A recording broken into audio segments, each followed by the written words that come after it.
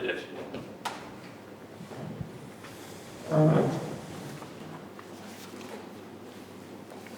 Siz ölkəmizin müxtəlif bölgələrinə, rəhbər vəzifələrinə təyin edirsiniz. Sizə böyük etimad göstərilir. Əminəm ki, bu etimadı doğruldacaqsınız.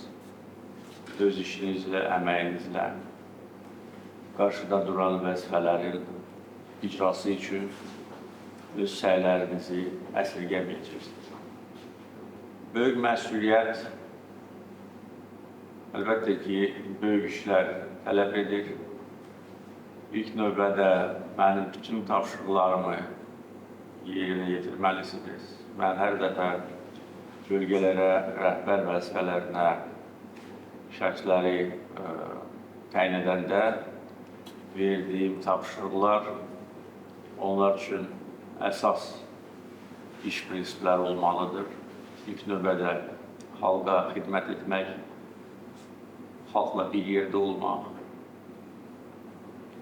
Hər bir rəhbər, vəzifədə çalışan şəxs, hər bir məmur təvəzzükar olmalıdır. Həyatda, məişətdə özü, onun yaxın qohumları özlərini elə aparmalıdırlar ki, bizim ümumi işimizə heç bir irad tutulmasın. Əfsuslar olsun ki, bəzi hallarda məmurlar özlərini cəmiyyətdə düzgün apara bilmirlər. İfrat dərəcədə təkəbbürlük göstərirlər.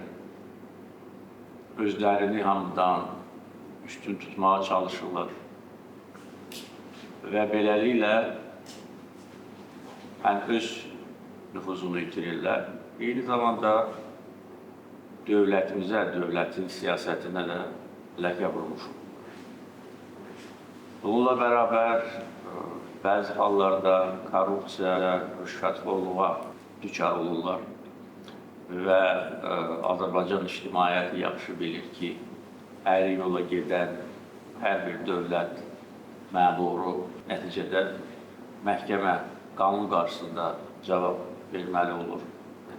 Və belə hallar, əfsuslar olsun ki, bugün də var.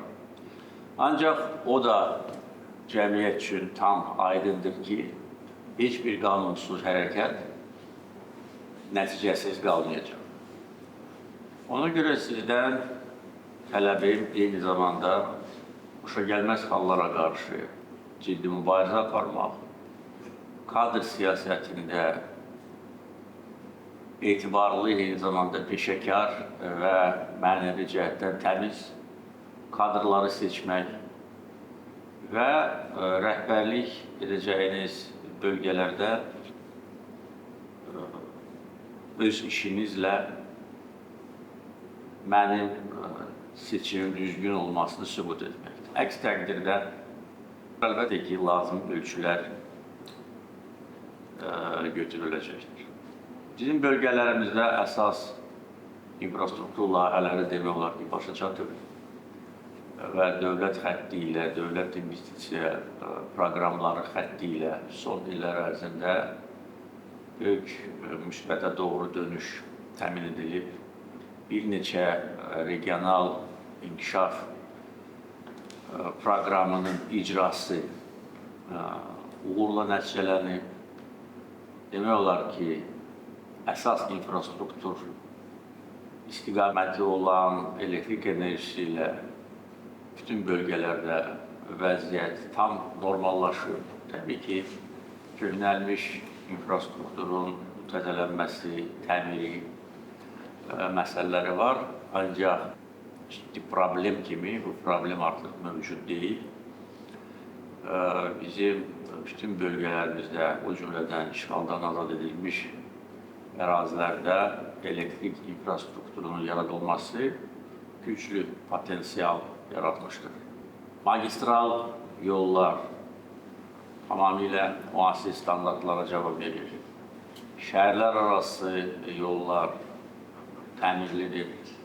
Kənd yollarının tikintisi üçün hər il lazımi vəsait ayrılır və hələ ki deyə bilmərəm ki, 100% biz istənilən nəticəyə çatmışıq, ancaq bir çox bölgələrdə kənd yollarının hardasa 70-80%-i təmirlidir və keyfiyyətlidir.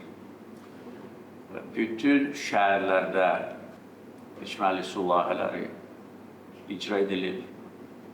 Kəndlərdə də içməli su ilə bağlı lazımi tədbirlər görülür. Suvarma layihələri icra edilir və yeni su anbarlarının tikintisi, su kanallarının tikintisi və suvarma ilə bağlı ümumiyyətcə vəziyyət müsbətə doğru dəyişir. Bütün digər infrastruktur layihələri, bu cümlədən sosial infrastruktur layihələri, məktəb tikintisi, xəstəxanalar, idman obyektləri. Yəni, bugün Azərbaycan bölgələrində bütün bu məsələlər öz həllini tapır. Hər bir şəhərdə müasir xəstəxana fəaliyyət göstərir və bütün bunlar əlbəttə ki, həm böyük vəsait tələb edir, həm də ki, gündəlik diqqət tələb edir. Və yenə də deyirəm, dövlət xətti ilə, dövlət büdcəsi hesabına, regionların sosial-iqtisadi inkişafı proqramlarının icrası nəticəsində bu məsələləri biz həll eləmişik. Qaldı ki, yerlərdə bugün hələ də mövcud olan insanları narahat edən məsələlər öz həllini tapsın. Burada da əsas prinsip sosial ədalət prinsipidir. Və hər bir bölgədə, hər bir kənddə insanlar görməlidir və bilməlidir ki, ədalət hər zaman üstünlük təşkil edir. Vaxtilə bizim bölgələrimizdə proseslərin mənfi istiqamətdə getməsinin səbəbi də məhz mərkəzi icra orqanlarındakı bəzi məmurların xoşagəlməz hərəkətləri və tapşırıqları idi. Artıq o məmurlardan, necə deyirlər, əsər əlamət də qalmayıb. Azərbaycanda məmur korpusunda, xüsusilə mərkəzi icra orqanlarında aparılan kadr islahatları nəticəsində böyük dərəcədə vəziyyət sağlamlaşdırılır. Ona görə mən tam əminəm ki, mərkəzdən sizə hansısa bir qanunsuz tapşırıq bundan sonra verilməyəcək. Vaxtilə belə hallar olub və bu qanunsuz tapşırıqları verən və qanunsuz varlanmanı özləri üçün əsas məqsəd hesab edən məmurlar bugün məhkəmə qarşısında cavab verir. Bir çox hallarda torpaqlardan səmərəsiz istifadə edilməsi halları olub, torpaqlar zəbt edilib, torpaqların kateqoriyaları dəyişdirilib, əkin, biçin üçün yararlı olan torpaqlarda bəzi məmurlar özləri üçün imarətlər inşa ediblər. Və əlbəttə ki, bütün bunlar qanunsuz hərəkətlərdir. Ancaq mən onu da bilirəm ki, yerlərdəki bəzi məmurlar məcbur olub o qanunsuz hərəkətləri icra edirlər. Onların əlbəttə ki, üzərinə düşən məsuliyyət tamamilə başqa yanaşmanı tələb edirdi. Ancaq eyni zamanda o da həqiqətdir ki, bəzi hallarda bu qanunsuz əməllərin təməlində xarınlanmış, acgöz, gözü doymayan, mərkəzdə oturan məmurların göstərişləri oldu. Amma yenə də deyirəm, sağlamlaşdırma və təmizləmə siyasəti nəticəsində artıq əminəm ki, sizə heç kim qanunsuz tapşırıq verməyəcək. Əgər kimsə bu tapşırığı verərsə, onda dərhal mənə məlumat verin və bu adamlar haqqında ciddi ölçülər götürüləcək. Bölgələrdə əlbəttə ki, məşğulluqla bağlı məsələlər əsas prioritetlərdən biridir. Azərbaycanda bütövlükdə məşğulluqla bağlı son illər ərzində çox böyük islahatlar aparılır, işsizliyin səviyyəsi aşağı düşüb. Ancaq o da həqiqətdir ki, bugün hələ də bölgələrdən Bakıya, böyük şəhərlərə miqrasiya meylləri mövcuddur. Bunun müxtəlif səbəbləri var.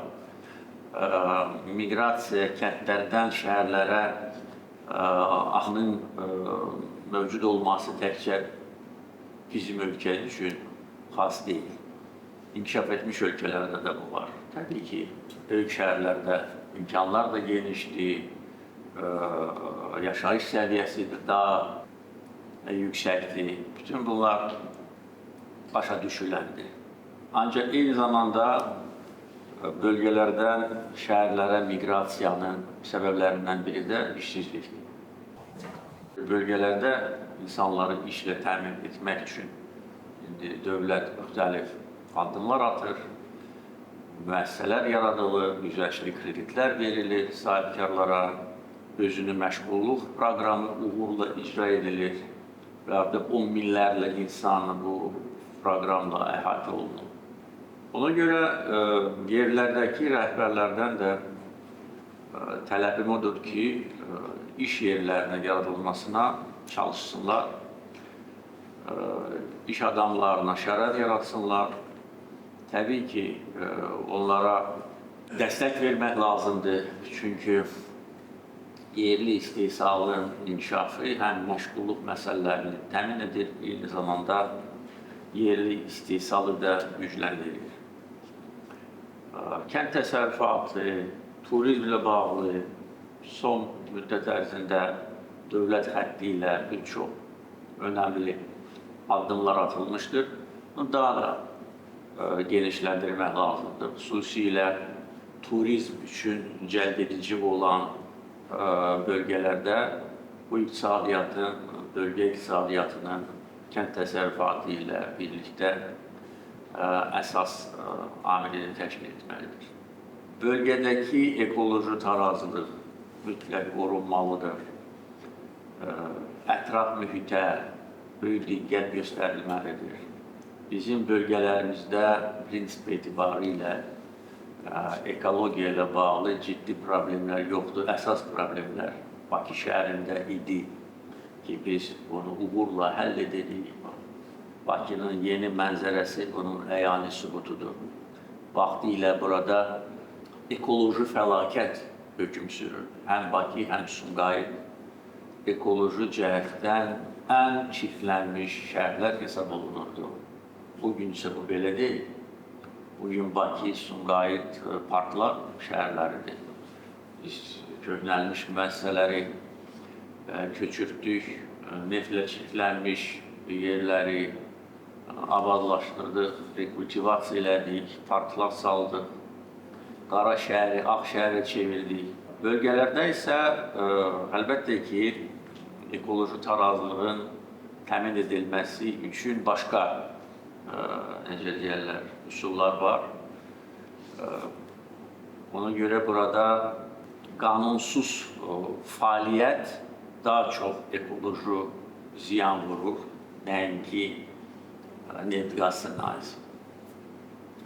Ona görə qanunsuz fəaliyyətin məhdudlaşdırmaq üçün, aradan qaldırmaq üçün mənim tərəfimdən müvafiq göstərişlər verildi. Prezident Administrasiyasından Nazirlər Kabinetinə, Ekologiya Təbii Sərvətlər Nazirliyinə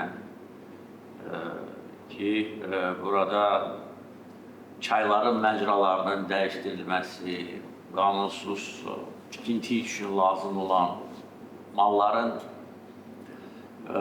işlənməsi, istehsalı, bütün bunlar tənzimlənməlidir və qanunsuz fəaliyyətə yol qətiyyən verilməməlidir. Bir sözlə, Azərbaycan bölgələri bugün ən yüksək standartlara cavab verməlidir. Son illər ərzində, yenə də deyirəm, aparılmış işlər nəticəsində bölgələrin canlanmasını hər bir Azərbaycan vətəndaşı əyani şəkildə görür. 9 beynəlxalq hava limanı, yenilənmiş, təmir edilmiş və yeni çəkilmiş dəmir yolları, magistral avtomobil yolları, elektrik infrastrukturu, suvarma ilə bağlı, içməli su ilə bağlı olan layihələr, qazlaşma, yəni bütün bu işləri biz son illər ərzində görmüşük ki, insanlar daha yaxşı yaşasınlar. İnsanlara diqqət göstərmək, bunların qayğıları ilə yaşamaq, daim onların arasında olmaq lazımdır.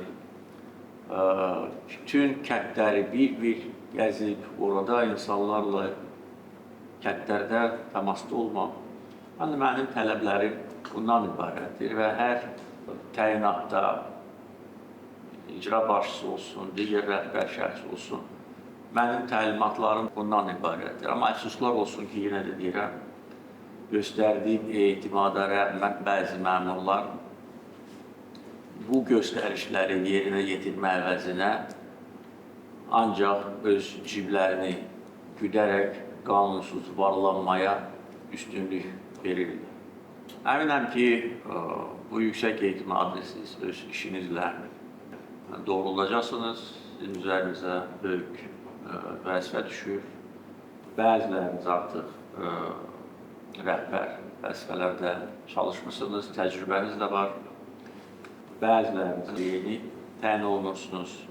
Ona görə əminəm ki, öz işinizlə bu etimadı doğrulacaqsınız və xalqın rəğbətini qazanacaqsınız. Sizə uğurlar arzulayıram. Təşəkkür ederim.